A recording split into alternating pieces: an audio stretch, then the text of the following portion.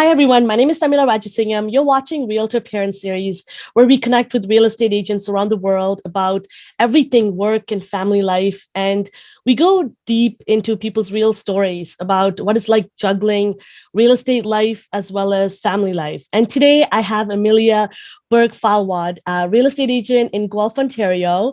And she has a young baby and she's juggling real estate and everything you could imagine.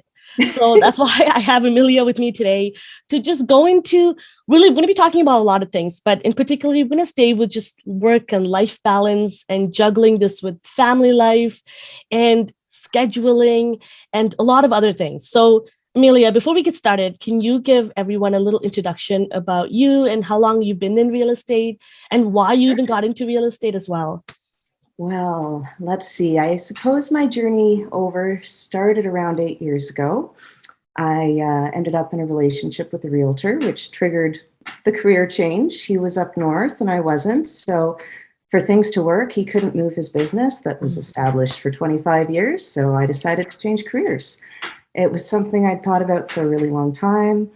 It gave me a great way into the business as well. I got so much training, so much admin training, everything too, doing the courses, like being in it from some very busy offices up north. Yeah. Of course, when things don't always work out as we plan. Yeah. So leaving the spouse meant I wasn't willing to still work for him. So I relocated back to my hometown, which is Guelph, where I grew up. And restarted from scratch about 4.5 years ago. Wow. And how's that going? Really awesome. Really awesome. It's, you got to work your butt off. It's a lot of work, even being an experienced realtor, not being new, but restarting in a fresh market. It was a little bit like starting all over again. You've got to build your business, build your client base, get out there, refamiliarize again. Part of my choice to come back to Guelph was that I'd grown up in the city. I know it very well. There's still a lot of new expansion I had to learn, but it was the history, because learning the area of where you work is one of the biggest challenges I found when I was starting up north. Yeah, and Guelph changed quite a bit in the last couple of years, so it's nice. Yeah, it keeps growing. It keeps growing. Yeah. And it's one of those places, because of all the college and university being there, it kind of attracts a new crowd that comes and goes, right? Like a wave of people. So it really is a booming area. So I wanted to ask you, so what is it like mixing a little one in here? So give us a little context to your little one. How old and how are you kind of juggling it all?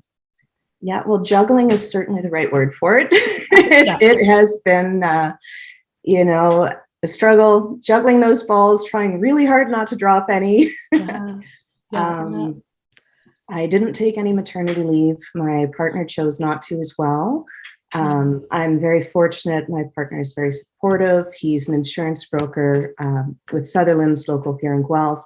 So he's able to work from home most of the time. With COVID, he was full-time from home. So that's allowed me to juggle.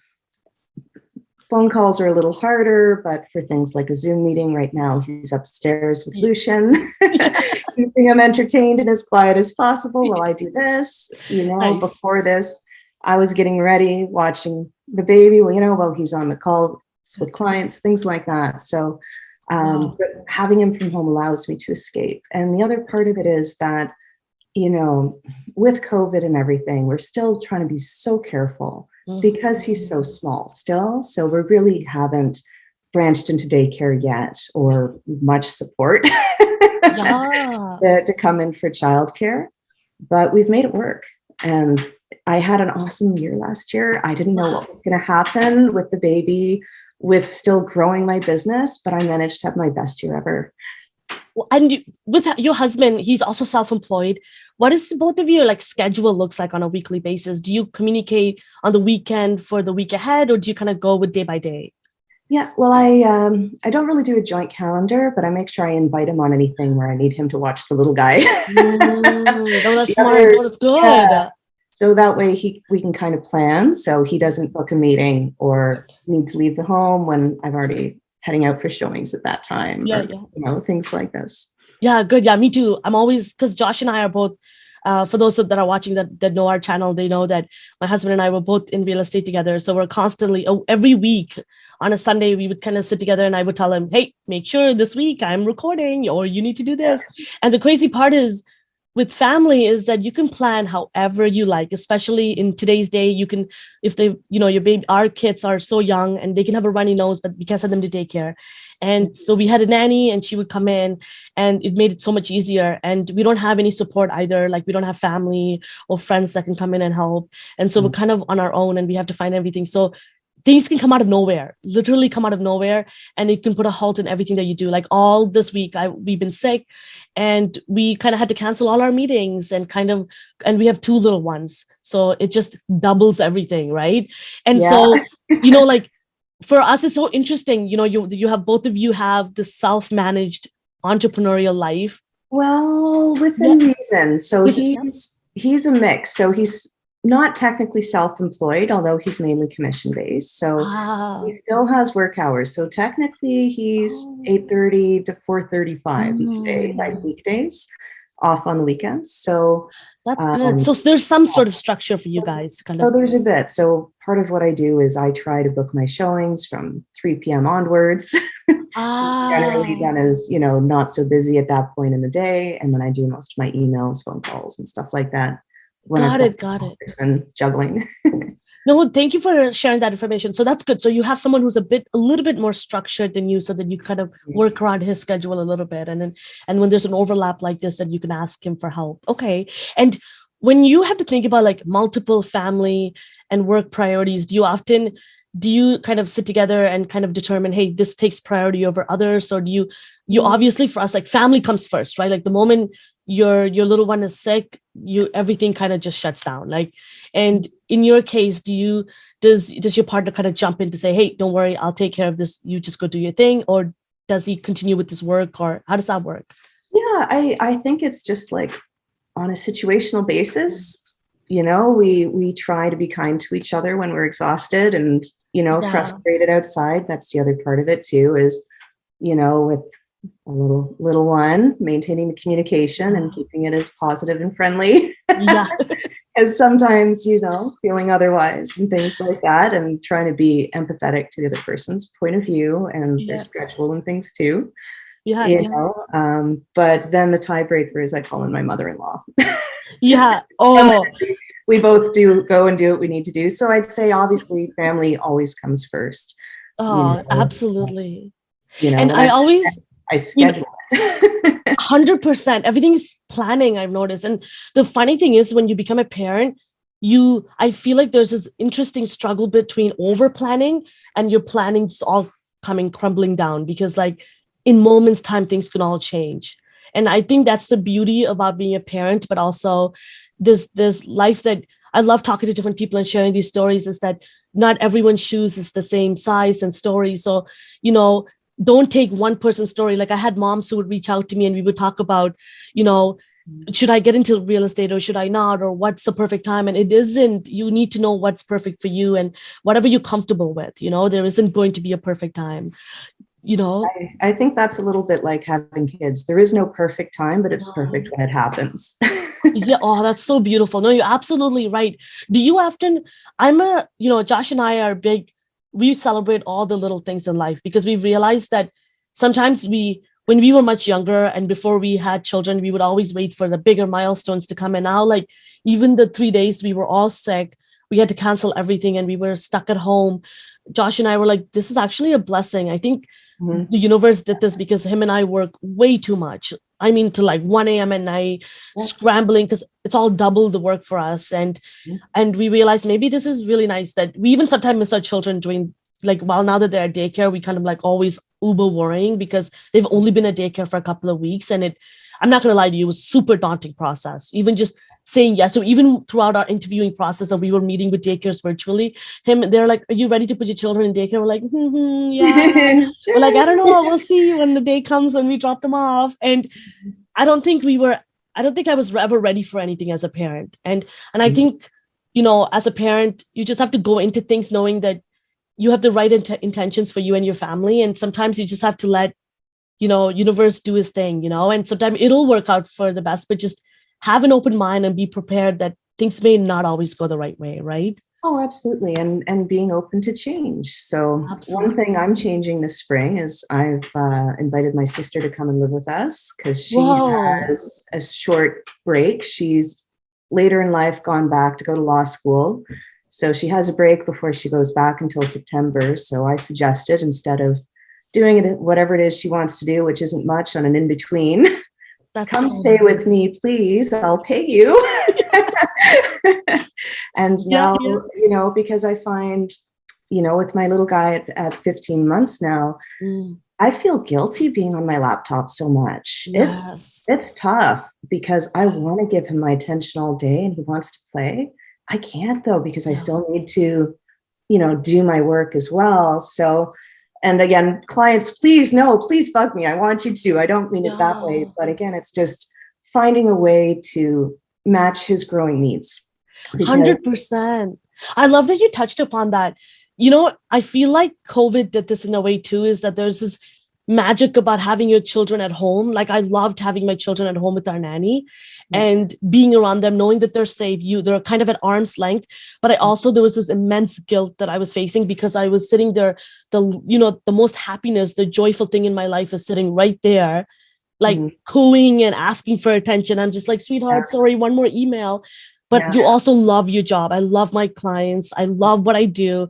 I love my children. And this really interesting dichotomy that you have, and this balance, right, of doing something that you love for yourself, that's going to help you with your family, but also you're doing this all for that little one and for your family. Isn't that interesting? Like really interesting balance. Like how do you and your partner kind of juggle challenges, especially if it's something that is to do with your family or even just, with scheduling, anything like that? Yeah, I mean, we work a little differently. So not everybody's good with change. My partner is one of them. He likes schedules. He's super hyper organized, which I love because I'm capable, but I like to not be if I don't have to be. Yeah. But also when things go wrong or things change, it's really hard for him on his comfort level. So, for example, we purchased an investment property last week. I really put his comfort level because it's a reno project on top of everything else, but in the end, he trusted me.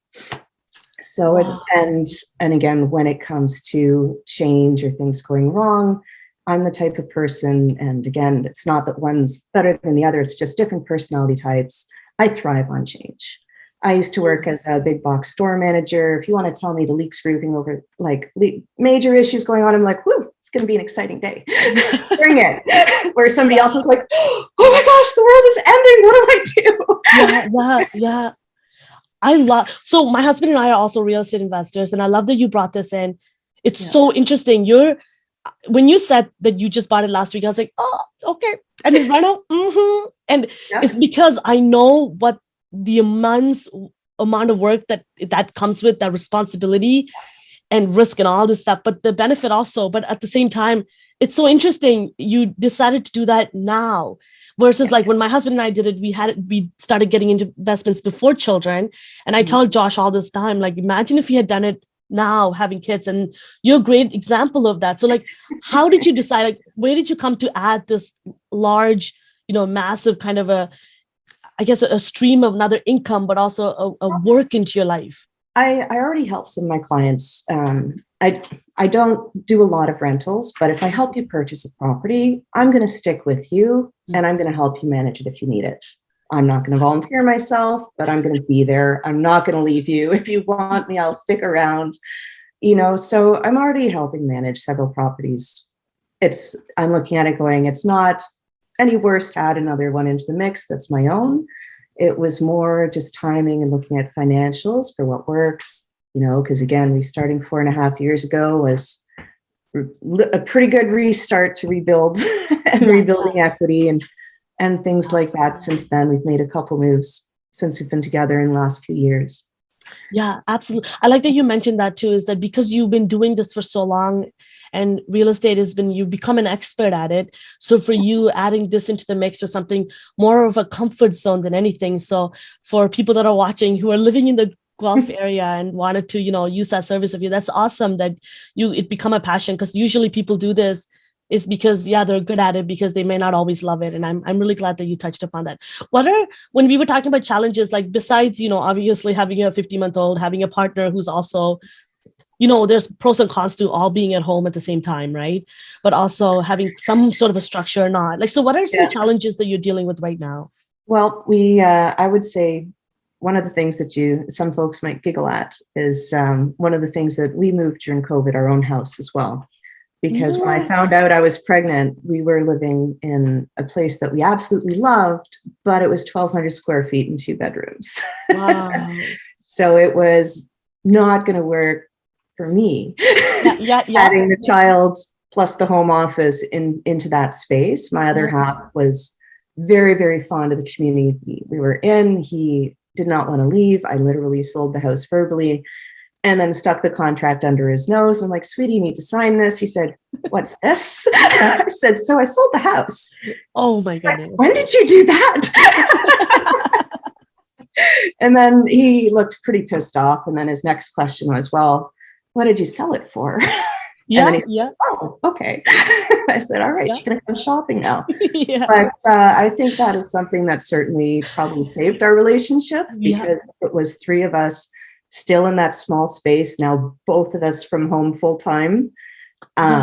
It would have been causing a lot of stress.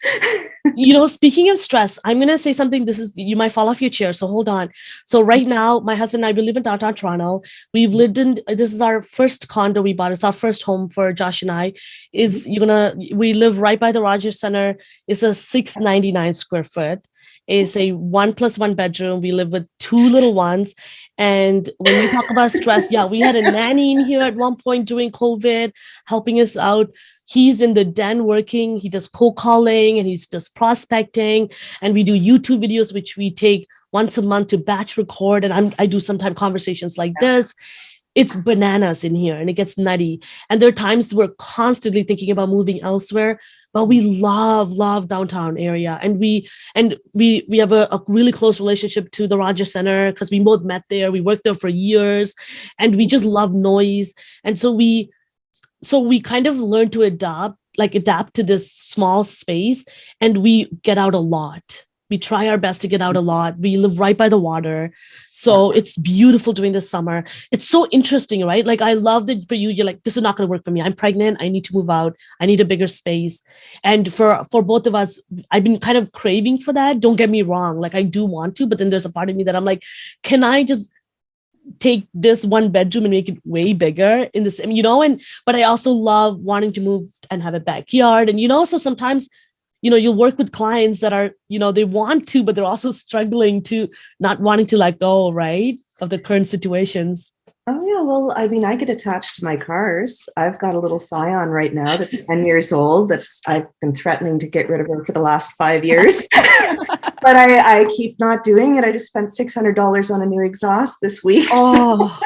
And every time something happens, I look at a couple new cars online and I look at her and I'm like, oh, but I feel bad you're not quite done yet. I'm telling you. But I think house is a little bit in the same way. It's not necessarily the brick and mortar. It's the memories. It's absolutely the connections we make with the space. 100%. It's hard to move on from that. Yeah.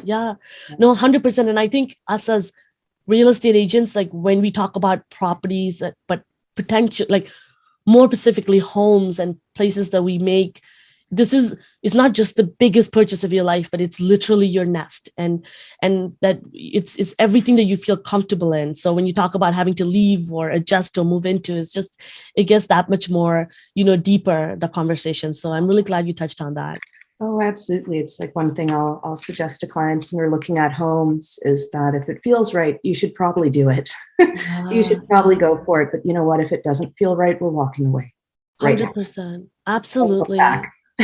Yeah. And especially with this market being so nutty, people are like, I've had clients that are making just quick decisions, right? Maybe this is not the right home, but maybe I'll take it anyway. This is my only chance of getting into home ownership. And it's tough. It's tough out there. And I keep watching the prices doing this. It's frustrating for us as realtors, let alone for, everybody trying to get into the market, especially. 100%. I know. And that time that it takes you to find the home is just like, right?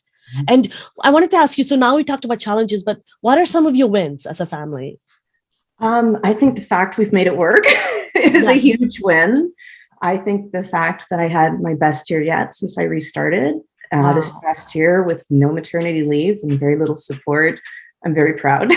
Yeah, like all these years and your best years when you have a little one. Can you believe Yeah. that? And The better biggest than, challenge of your life. yeah. And so again, like I'm feeling good. That's I'm really amazing. happy these days. I'm really pleased with the accomplishments. I love my family. Our little guy's healthy and happy. So good. I I can see the also, happiness. yeah, I was going to say, I also keep some pets. So we have Oh, two Chihuahua crosses, but oh, I also have 4 horses. what? Yeah. Where? So about 3 minutes from my house and at a barn at another stable. Oh, wow. And do Yeah, you visit them often? I try. I try. I tend to Oh, be more like late nights at the barn when the baby goes to bed. I'll sneak out for a ride. oh, that's so cool. Wow. And you're kind of, the stats that people talk about, 87% of real estate agents don't make it. And, and people, there's reasons why people kind of, they feel like they're not cut out for this industry. Like you've been around for 8 years. You love it. I can Yeah. see how much you love what you do. And then you to tell me that your best year yet was the time when people like me, a lot of moms, it's one of our most challenging times, right? Most rewarding, but it's one of the most challenging times, especially now in 2020, especially and onward, 2020, 2021, and now leading on with having less resources within our reach because things are closed. I remember when I had my first son, I was able to enroll myself into Toronto Public Health. Their maternity leave programs and mommy programs where I can meet other moms in the neighborhood, go and chat and learn, because I had no idea what I was doing. When my mom gave birth, she had my aunts and my grandma around, people coming by showing her how to breastfeed. I had no idea. I don't even know how breastfeeding worked. I thought baby would just drink from your breast. It Oh, just I remember my first, like, and I thought the same thing. It's like, oh, it's easy. Like, it comes out, they want to drink it. Everybody forgets the fact that you're dealing with a small, powerful personality mixed in there. That's right in between. I had no idea. That's why I always told my husband, I'm like, there's courses for breastfeeding. I don't understand. Baby can just drink. And I'm just like, oh, they're trying to just make money off of everything. And then little did I know that all this time before I had children, so all the judgments that I've ever made or assumptions that I made about what it would be like to be a mom completely changed. That's why if you're watching this and you're planning on having a family, you're planning on becoming a parent, or in the process of even getting your license, do not let other people's assumptions or your own be in the way of what your life could be.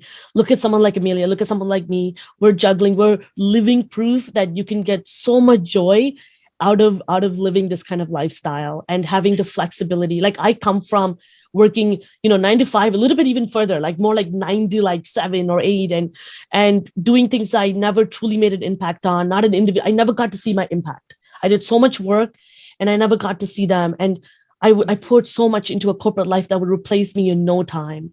And now I get to make real impact in real people's lives in their best days of their life, and they're making the biggest purchase of their lives. And I get to do it while enjoying flexibility of that time to have a lot of time for my children when I wanted. And I get to decide how much work I want to take on and how little. You see where I'm going with this? This is really, and if you have a really awesome partner like the way Amelia and I have, you hit a jackpot. And so like, this is why I wanted to bring you different challenges, bring you different wins to show that not everyone's life is written or put together this way, but you can have, create it however you like. You can make your own reality. Absolutely. You Absolutely. And can create it, visualize it. If you want it, you'll make it happen. But you have to want it and you have to make it happen. It's not going to come knocking on your door. Go get it. But if you're you willing got it. to go out there and go get it, you will make it. But you need to fight for 5 years. If you can make it 5 years in this business, you're good to go. You will be just fine. But those first 5 years are hard. Yeah, no, that's so good, Amelia. And I wanted to ask you, is there any tools and systems that you're using right now that's helping you with your business right now that you recommend to other people that are either getting into the business so that they can hold on to it while they're juggling with a lot of things like family? Yeah, well, I mean, a lot of it's building relationships. You can build relationships with your dentist, with the person at the convenience store, Yes. with people where you're walking your dog, with friends who have businesses who recommend you. And honestly, word of mouth is where it's at. It really is. Mm, But you have to get out there and you have to get a start to start building that. mm, So lead generation of some form is key. And this is where grinding it out. It's mm. not fun. It's not easy. It is simple, but it's not fun. And it's not as simple as you think. Yeah. But be prepared to deal with a little bit of rejection. Let it roll off your back. And if you Good. can do that, again, putting yourself out there to whatever type of lead generation through your own brokerage, wherever you're at, what's out there. Again, if you put the time into it, it will pay you back. If you Absolutely. assume they're all going to reject you, you will get nowhere. I love that. Absolutely. And I'm really glad that you touched on that. And talking about be consistent at something, but I think really what I love what you said is kind of believing and having faith in yourself that you will make it through and you will find your own success. And I think because there isn't, there's different types of blueprints of how other real estate agents have done it, but I think you need to make it what's comfortable for you. But Mhm. but you have to kind of, when you say comfortable, you also have to go out of your comfort zone in order to build that business. Well, I think that's how we grow, is pushing that comfort zone. And that's how we continue to do, like coming on video. Yes, yes. Doing these sort of things, continuing to push your comfort zone, not just for business, but for personal growth as well. Awesome. 100%. No, and Amelia, if you're okay with this, I would love to, dive more into talking about, navigating a relationship, marriage, or even just partnership, Yeah. having a little one, and even just juggling everything when it's to do with, COVID and something like a pandemic that we're dealing with, and making sure your little one is safe, and also having to enjoy and go out and do things with your clients, and know that you're able to sustain your business but also your family life. So I would love to keep talking about this and continuing our conversation. So I'm so happy to have you on our channel and joining us. So if anybody that's watching, and if you're in the Guelph area, you're looking for a property and you want to partner and get in touch with Amelia, I will make sure to put, yes, share your information. I would love only to add 4 years old. The picture's only 4 years old, I swear. You look beautiful. I love it. I'll add your information in the description, anybody. And if you have any questions about the Guelph area, moving to Guelph, moving out of Guelph, get in touch with Amelia, and I'll leave the information in the description. If you have any questions, put it in the comments. I'll make sure to pass it on to Amelia. And also, if you're looking to, if you're, again, a real estate agent and you are a parent and you resonate and you relate to this story and you want to be part of this conversation, you want to join our series and talk about all of everything that we talked about and more, please get in touch with me as well. I'd love to continue the conversation. So thank you. And if you like this, give it a thumbs up and please subscribe to our channel to see more content like this. So thank you, Amelia, again for joining me. Oh, thank you so much for having me on. It's been an honor and a pleasure. Oh, thank you so much.